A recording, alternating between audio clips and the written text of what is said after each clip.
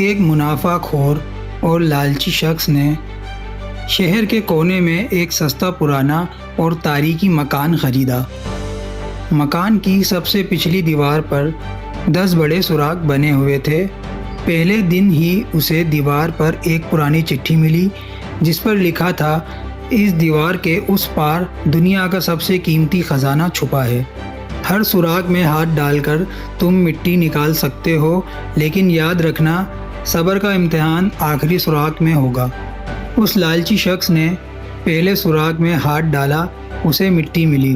اس نے دوسرے، تیسرے اور چوتھے سوراخ میں ہاتھ ڈالا، ہر بار صرف کالی مٹی باہر آئی۔ وہ تھکنے لگا لیکن لالچ میں لگا رہا۔ رات کے 2 بجے جب وہ 10ویں سوراخ پر پہنچا تو اس نے ہاتھ اندر ڈالا۔ اس بار اسے مٹی کے ساتھ ایک زہریلا بچھو ملا جس نے اس کے ہاتھ پر زور سے ڈنگ مار دیا۔ اس کا ہاتھ درد سے پھول گیا۔ وہ غصے اور ڈر سے پاگل ہو گیا۔ اس نے چلاتے ہوئے کہا، یہ دیوار جھوٹ بولتی ہے۔ 10 سوراخوں میں صرف مٹی اور زہر ہے، اس کے پار کوئی خزانہ نہیں۔ وہ غصے میں اپنا بیگ اٹھا کر ہمیشہ کے لیے وہاں سے بھاگ جاتا ہے۔ اگلی صبح ایک نیا غریب پارسا صبر کرنے والا شخص اس مکان میں آیا۔ اس نے دیوار کو دیکھا۔ اسے پتہ چلا کہ پچھلا بندہ 10 سوراخ چیک کر کے بھاگ چکا ہے۔ دیوار سے بالکل کونے میں ایک چھوٹا سا چھپا ہوا 11واں سوراخ بھی تھا جسے پہلے بندے نے غصے میں اور ڈر میں دیکھا ہی نہیں۔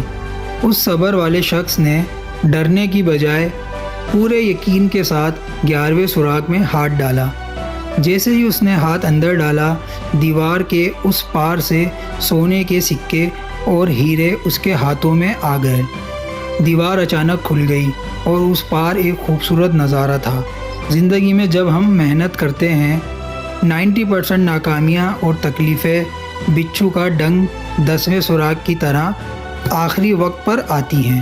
زیادہ تر لوگ 10ویں سوراخ پر پہنچ کر ڈر اور درد کی وجہ سے ہار مان لیتے ہیں اور بھاگ جاتے ہیں، لیکن کامیابی ہمیشہ 11ویں سوراخ میں چھپی ہوتی ہے، جو صرف انہیں ملتی ہے جو آخری تکلیف کے بعد بھی ایک آخری کوشش کرنے کی ہمت رکھتے ہیں۔